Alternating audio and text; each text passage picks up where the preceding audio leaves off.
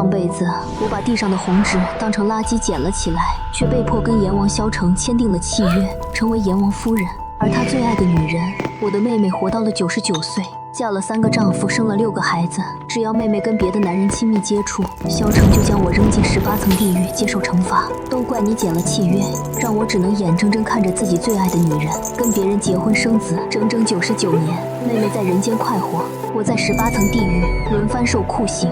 直到妹妹寿终正寝进入地府，我才彻底结束了这悲惨的一生。再睁眼，我重生回到上辈子捡红纸那天。这一次，我再也不手贱了。可一向眼高手低的妹妹，这次却争着抢着捡起了地上的垃圾。在成堆垃圾中捡起红纸的一瞬间，一辆疾驰而来的大货车把妹妹撞得血肉飞溅，周围人都惊恐地捂住眼睛。我身上溅了一身血点，惊讶的神情不亚于其他人，可不是因为恐惧。上辈子我什么刀山火海没受过，又怎会惧怕这场车祸？我吃惊的是，妹妹为什么抢先捡了红纸？难道她知道了什么？没有人看到阎王萧成的幻影出现在妹妹消失的地方，这是怎么回事？妹妹还心有余悸，我死了吗？为什么感觉不到痛？你又是谁？萧成无比激动。曼曼，我终于等到你了。你捡了地上的红符，就跟我签订了契约。你现在是阎王夫人了，跟我一样拥有无限的生命，我们会永远在一起。身旁小鬼惊慌地翻着名册，怎么是他？可名册记载有天命之相的人是他旁边那个女孩啊！闭嘴！萧成低吼一声，大手一挥，小鬼瞬间消失。我知道他是死了，萧成还是这么狠心。上辈子因为有小鬼替我说话，他眼睛都不眨的就把他们打得全都灰飞烟灭。永世不得超生，可我只是个平凡的女孩啊，我怎么能成为阎王夫人这么高贵的存在呢？看着如此谦逊纯洁的女孩，萧成心中泛起涟漪。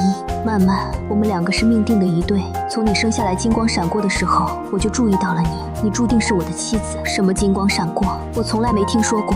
可阎王既然这么说了，难道妹妹真的是天命之子，富贵之相？管不了那么多了，我只知道妹妹作为家中最小的孩子，一直很娇气。爸妈让我们外出实践，她连弯腰都觉得脏了自己，因此我才能捡了地上的红纸，被迫跟阎王缔结契约。在她为了妹妹嫁人伤心的时候，我无时无刻不再承受着烈火烹油的痛苦。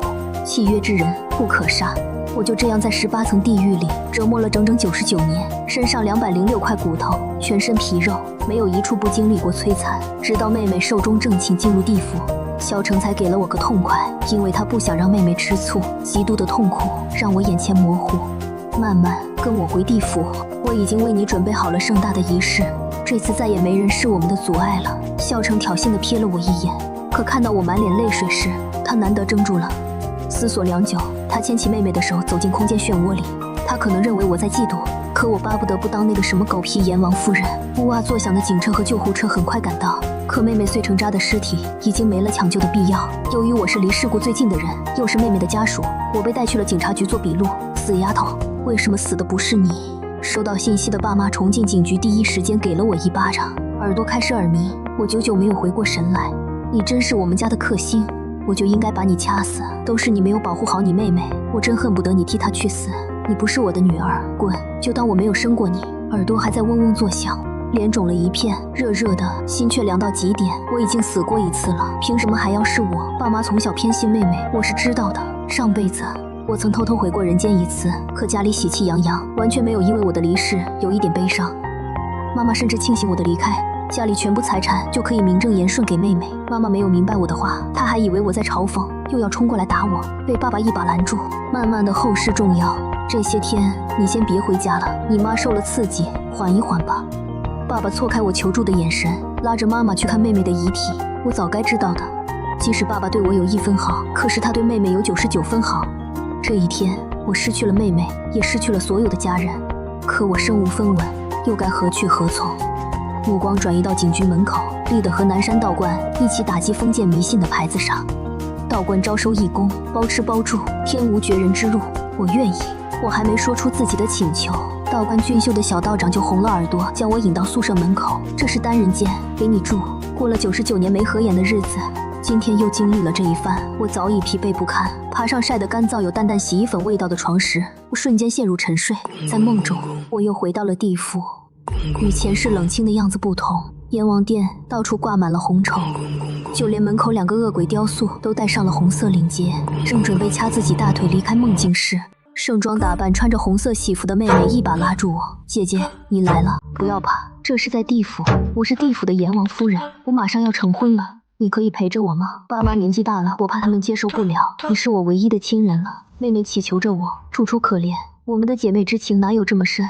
怕她只是想炫耀吧，在她眼中，我只是个平平无常的凡人，而她已经达到了凡人目不能及的高度。你是我的阎王夫人，是地府的女主人，你想要什么做不到？如果有人敢违逆你，那就让他尝尝18层地狱的滋味。萧晨跨着大步，一把将妹妹搂在怀里，所有小鬼瑟瑟发抖。阎王一挥手就能要了他们的命，他们不觉得有人敢拒绝他，可我知道他的死穴，碍于阎王身份的规则，他不能干涉一个死期未到的活人，而我曾偷偷翻看命簿，我的寿命被掩盖掉了。但总之，我觉得我至少现在还不该死。既然你已经死了，这辈子我们的姐妹情谊也就到头了。我一个凡人不配跟阎王夫人攀亲戚，爸妈把我赶出了家，我还要干活养活自己，就不奉陪了。你敢拒绝曼曼？萧晨震惊于我的态度。是了，上辈子我从来没有对他的要求说一句不字，他只一个眼神，我就能眼睛不眨一下地抠出自己的眼睛。只因为看到了妹妹和男友在床上恩爱，我堂堂阎王的夫人要你留下，你敢不从，那就是找死。萧晨脸上的怒气加深，就在即将抓到我时，一声叫喊把我拉回现实世界。善信，放晚饭了。我满头汗水从梦中惊醒，门外小道士又敲了敲门：“你还好吗？今天的晚饭有红烧肉。”小道士贺庆说自己不喜油腻，将自己的碗里的肉都夹给了我。我也不客气，我有将近100年没有吃人间的饭菜了。吃着吃着，眼泪情不自禁流下来，在人间活着的感觉真好。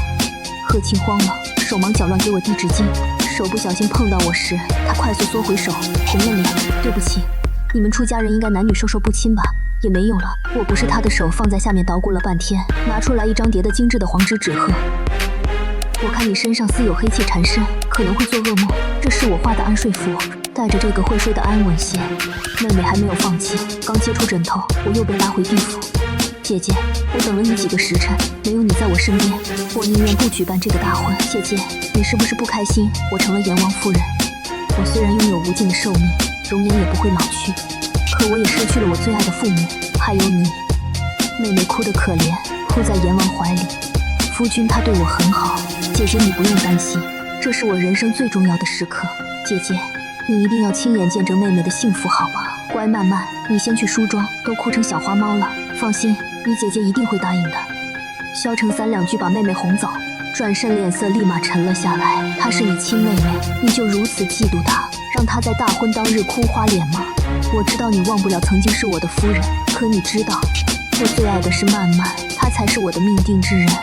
我心中一惊，她果然也是重生回来的。萧晨看我脸色突变，以为说中了心事，他叹了口气，语气软下来：如果你真的忘不了我，我会动用私权划去你的寿命，收你做我的妾室。虽然我爱的是你妹妹，但看在我们曾经是夫妻的份上，在曼曼生下长子后，我也会允许你拥有一个孩子。不用了，阎王大人，我真不想参与你们的事情。上辈子的事情我全都忘记了，这辈子我只想当个凡人，结婚生子，过完一生。一句话踩中他的逆鳞，萧晨的说话语调都变高了。你还想结婚生子？你是我阎王的女人，就算这辈子不是正妻，我也不允许你找别的男人。你知道阎王妾室是怎样的存在吗？多少人求都求不来的，你还是识相点。你想多了，让我当王母娘娘我都不敢干。祝你们新婚快乐，我真的要走了。萧晨听出我话里的讽刺意味，就要拉住我继续辩论，可刚触碰到我的手腕，一阵金光飞过，他被击退几米远，手上冒着黑烟。萧晨大惊：你身上为什么会有这个东西？拿下来我才发现，手里一直攥着小道士给我的纸鹤。你说这个？我挥了挥纸鹤。萧晨忌惮的又后退几步，我心中生出一计，其实我已经订婚了，你居然跟他在一起了。呵，你以为他是什么好人吗？别忘了，你曾经是我的夫人，这辈子也别想逃出我的手掌心。看着阎王忌惮又无力的眼神，我知道自己赌对了。横竖小道士不知道我做了什么梦，那你就要问我未婚夫答不答应了。我真的没有时间陪你们闹了，我很累，明天还有早课，我走了。转身走进空间漩涡，萧晨还要追，可他忌惮纸鹤的力量，只能恨恨盯着我的背影。清晨醒来，手中的纸鹤已经被捏变形了，不知道还有没有用。小道士，你还有别的纸鹤吗？或者其他安眠的物件？安眠的东西对我来说等同于驱魔，只要睡着看不到那俩颠公颠婆就行。贺青红着脸从自己怀里拿出一块玉佩，你且用着，这个由我亲自念咒做法，效果比纸鹤好1000倍。我千恩万谢，将玉佩宝贝一样挂到脖子上。不知是我的错觉，怎么他脸色更红了，耳朵像烧起来一样。玉佩果然有用，我一连几天没再被拉进地府。想来他们的婚礼已经结束，新婚燕尔应该顾不上我了。可我没想到，一辈子老是守在地府，只敢让自己的幻影进入人间的萧成，居然亲自来到道观门口。这天，我正在门口分香，脖子一疼就失去了意识。醒来时，被眼前破旧面目狰狞的石像吓了一跳。你醒了，竟然敢无视我的召请，重活一世翅膀硬了，就以为我拿你没办法。萧成趾高气扬看着我，我立马看胸口，可玉佩已经不翼而飞。注意到我的举动，萧成阴邪一笑，别指望他能来救你，这地方谁都找不到。我知道你是欲擒故纵，上辈子在我身边近100年都老实乖巧，你怎么可能心里没我？我承认你赢了，我许诺抬你做侧夫人，婚礼还没举办，我们3个可一起拜天地。我万万没想到他们居然还没成亲，妹妹能忍到现在。萧成，你最爱的女人是我妹妹，如今终于得偿所愿，就请你们一生一世一双人，慢慢不像你。她心地善良，小小一个侧夫人还是能包容的，只要你喝了这杯酒，我就成全你的痴心。萧成拿着酒杯一步步逼近，我想退，才发现自己被捆绑严实。不要，别过来，我不愿意。我在地上匍匐后退。萧成邪恶的脸越来越近，杯中的液体刺鼻的腥味渐渐明显。他阴笑着一把掐住我的下巴，腥臭黏腻的液体粗鲁地灌进我嘴里。完了，我脑海中只剩下这一个念头。千钧一发之际，时间逆转，液体倒流回酒杯里。萧成被震退几步，堪堪维持住身体，杯子碎成了渣。他惊恐地望着空间波动的地方，人未到，威压先至，谁敢伤害我的未婚妻？找死！小道士，你找到我了！我心中大喜。萧成刚刚被震退，又被威压吓到，还心有余悸。可当他看到空间漩涡中走出来的不过是个小道士时，不由得嗤笑一声。我当是谁？这就是你看中的男人？区区一个无名道士而已，除了年轻点，哪里比得上我了？你嫁给我，可就是地府唯二的女主人。我想正常人应该都不会犹豫的，可我不是。我受够了上辈子待在他身边，可我还没开口，小道士就挡在我身前。你就是那个夜夜缠上阿英的模糊，人鬼不可殊途。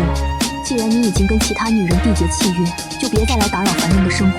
你的婚礼已经延迟，再不成婚，你知道后果的。是啊，阎王大人，夫人已经在地府闹了几天了，我们来人间已经是违抗命令了。赶快回去吧！恶鬼雕塑一副快要哭的表情，因为法力低微，几只小鬼只能附身在雕塑里。萧成咬牙切齿：“小道士，你敢忤逆我？我可是堂堂地府阎王，待我告到你上司那里，让你几辈子都做不成道士。”张英，你选谁？他不过是个道士，能护得了你几时？跟着我，可是能拥有无尽的寿命和数不清的财富。先管好你家里的事儿吧。贺青袖子一挥，空间波动，妹妹从里面掉了出来，她哭得妆都花了，发丝凌乱。夫君，跟我回去吧，姐姐根本不喜欢你，为什么要强求？婚礼拖延了好几天，地府的人都在嘲笑我，你让我怎么见人啊？萧成还在执着。张英，再给你一次机会，你到底跟不跟我走？夫君闭嘴，本王能让你成为阎王夫人，也能让你做不成。妹妹吓得打了个哭嗝，看向我的眼神充满怨恨。我只好表明态度，我喜欢贺青，不管他是什么身份，生老病死，我都愿意跟他在一起。不知好歹，我看等你成了我的夫人，他还能怎么办？萧成想强行抓我回去，贺青提着拂尘冲了上去，刀光剑气，火星四溅，噼里啪啦。贺青竟和阎王打了个平手。提醒你，契约时间已经快到了。萧成恨得咬牙切齿，算你狠，本王还会回来的。张英，如果你敢嫁给他，本王让你夜夜承受痛苦。萧成拉着哭哭啼啼的妹妹进了空间漩涡里。贺青二话不说，公主抱我回了道观。她半跪在地上往我手上吹气，我才发现手擦破了皮。不好意思啊，实在是他缠着我，我才说你是我的未婚夫，我不会让你破了戒的。你放心，自知理亏。我连忙解释。贺青低低笑了一声，你把我当什么人了？之前就说我男女授受不亲，现在又担心我破戒，我没有告诉你吗？我是可以结婚的。视线划过贺青眼瞳深邃，睫毛纤长，高耸的鼻梁和殷红的嘴唇，我才发现穿着道袍的贺青英俊的不像话。而且你收了我的玉佩，怎么翻脸不认人了？玉佩，我才想起来阎王把玉佩扔了，那玉佩一看就很珍贵，受了人家的照顾，还弄丢人家的东西，该怎么赔啊？我正犹豫怎么开口，贺青看出我的窘迫，也不逗我，变戏法一样从袖子里拿出一模一样的玉佩。这次我把绳子也加强了，再也没人能把它摘下来了。我在道观住了几天，萧成再也没出现过，可一对我意想不到的人出现了。女儿，在外面这么多天也该回家了。爸妈当时还不是为了你妹妹的事着急，你还真不回去看我们。妹妹的离世让爸妈苍老了许多，可我心中也有怨气。你们不是不认我这个女儿吗？怎么跟爸妈说话呢？妹妹出意外，难道你一点责任都没有吗？但凡你当初拉她一把，她都不至于。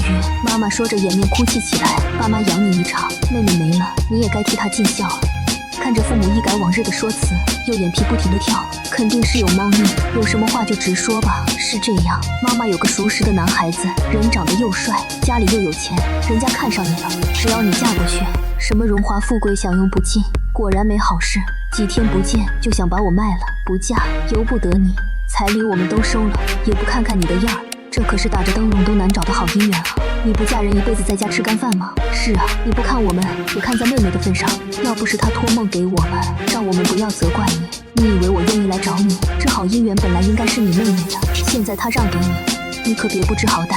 两个人你一言我一语，软硬兼施。我说怎么突然要给我介绍男人？原来是妹妹的主意。那边他不是个男人，而是个贪心不足的恶鬼吧？见我不为所动，妈妈绷着脸高高扬起巴掌，你必须跟我回去！你个讨债鬼，克死了你妹妹还不够，还敢忤逆爸妈？看我不打死你！伯父伯母，有事好说话。贺青两根手指轻飘飘夹住妈妈的手腕，却像有万斤重疼的她呲牙咧嘴。你是谁？我是阿英的男朋友。怪不得不答应，原来偷偷摸摸勾搭了别的男人。妈妈上下打量了小道士一番，眼里全是轻视，也就有个皮相。道士有几个钱？你妹妹介绍的人可是那边的首富啊！你不答应，难道要逼死我们吗？我气急了，贺青一把拉住我，叔叔阿姨，你们看看这个。说着，他从道袍里面掏出一个个本子。阿英如果跟我订婚，这些都是她的。爸妈眼睛都直了，各种本本从桌子这头排到那头，公司资产的零数不尽。您看，我现在是叫二位叔叔阿姨，还是岳父岳母呢？这爸妈愣了，对视一眼后，笑眯眯抱起桌上的礼盒。乖女婿，我们也是担心女儿的将来吗？你也知道我就这一个孩子了，这些东西呢，我先替你们收着，你们好好培养感情啊，我们就不打扰了。看着贺青将笑开了花的两个人送出去，我佩服得五体投地。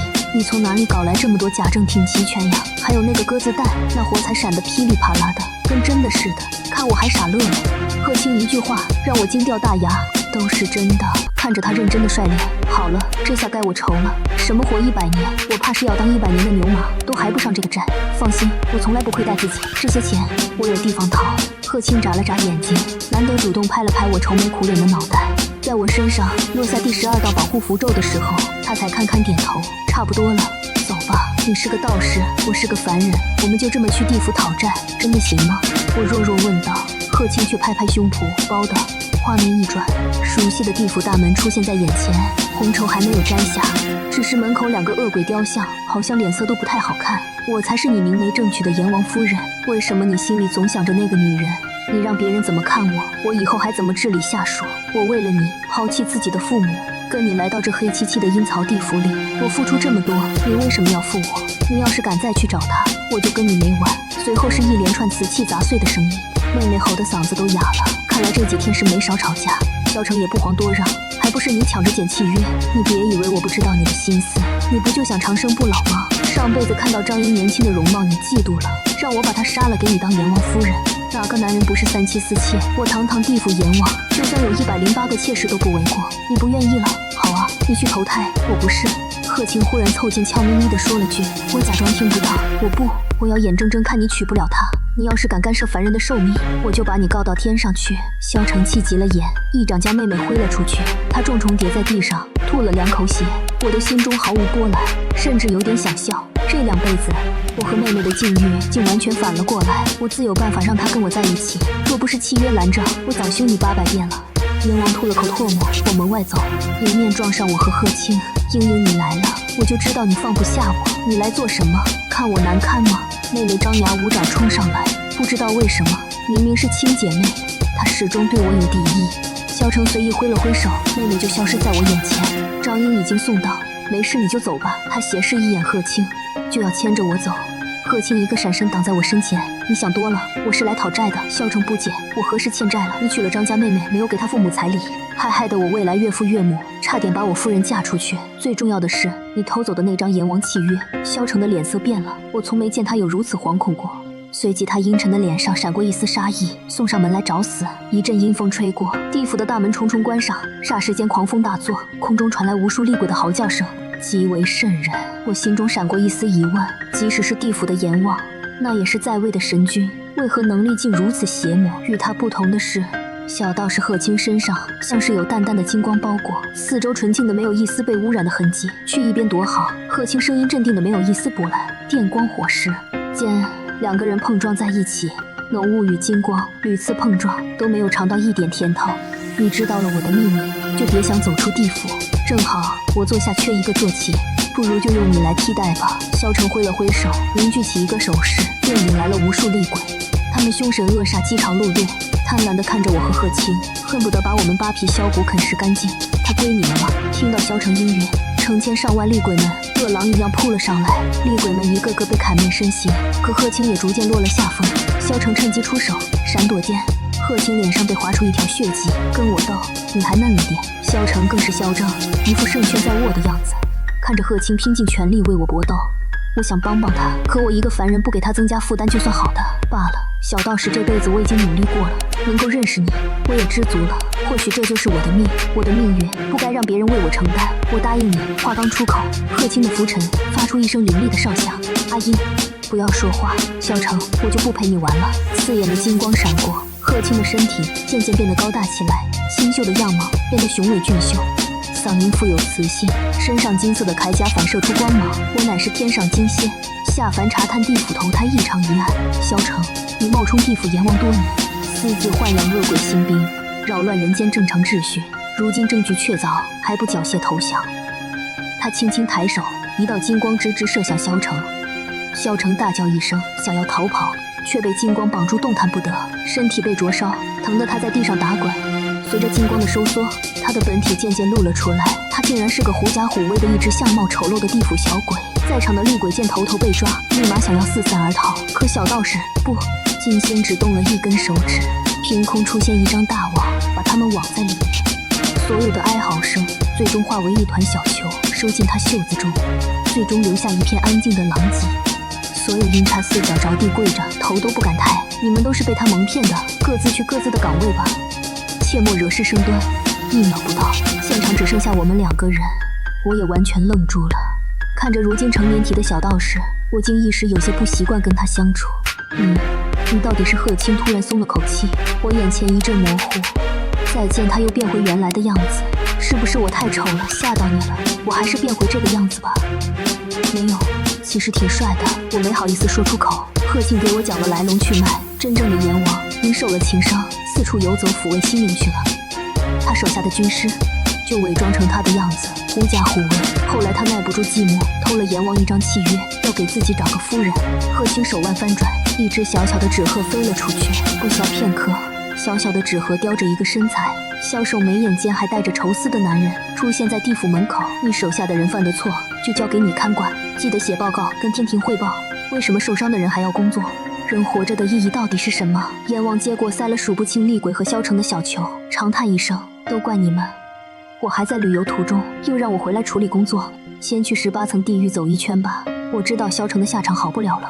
萧成被困住，他留在这里的法力也随之消散。被困在屋子里的妹妹跑了出来，可一切都变样了。女仆听说她嫁的是假阎王，头也不回走了。我是阎王夫人，你们竟敢对我无礼！等阎王回来，我要他处置了你们，通通都别想好过。可看到真正的阎王第一眼，妹妹又变了。原来您才是我真正的夫君，阎王大人，我是跟阎王缔结了婚约的，我们2个才是一对啊。对了，萧成还没有碰过我，人家还是纯洁无瑕的，我愿意跟您在一起。我们明天不，今天就成婚好不好？你说的是这个吗？阎王轻捻手指，一张红符瞬间出现，又化成粉末。现在婚约取消了，你可以走了。妹妹震惊了，我也震惊了，这契约竟如此轻易就能焚毁。那假冒的萧成或许是能力不足，阴差阳错被困了一辈子。妹妹不乐意了，我不走，你们随意把我弄来，又说是误会就要把我送走。我已经死了，我还能去哪里？我才是阎王夫人，我就是阎王夫人。张英，都是你的错，为什么我嫁了一辈子男人，生了那么多不孝子孙，还要承受生老病死的疼痛，而你在地府里享受荣华富贵？你知道我死后看着你成为阎王夫人，还是那么年轻容貌的时候，我真恨不得杀了你。为什么这次我抢了契约，到头来却是这个下场？我不同意，我笑了。为什么人都要嫉妒别人的，而看不到自己拥有的？你尝尽世间百态的时候，我却在18层地狱里受尽折磨。如果这就是你羡慕的阎王夫人的生活，那你不如去陪萧成吧。可妹妹哪能听进去我的话？她认定了我就是在嘲笑她。落井下石，弱柳扶风的阎王大人忧愁地抚了抚额头，他想把妹妹送回人间，却发现生死簿上她的名字早就被涂黑。妹妹在来地府第一天就魅惑萧成，划去了她的名字。她以为自己可以享受永世的寿命，却不知道这也断了她的后路。阎王眉头的皱纹又深了一些，思考良久，作为补偿，他允许妹妹自由选择下一世的投胎家庭。可妹妹死活不答应，她还执着于自己高贵的阎王夫人的身份，不肯投胎当个凡人。在奈何桥边拉扯了很久很久，一道黑光闪过，推着妹妹冲进桥内头的通道里。阎王大人，属下看管不力，让那恶鬼逃了出来。阎王一脸尴尬，他们冲进畜生道了。与此同时，世界上某个角落的养猪场里，2只小猪呱呱坠地，掉进滂臭的猪屎堆里，一场闹剧也算结束。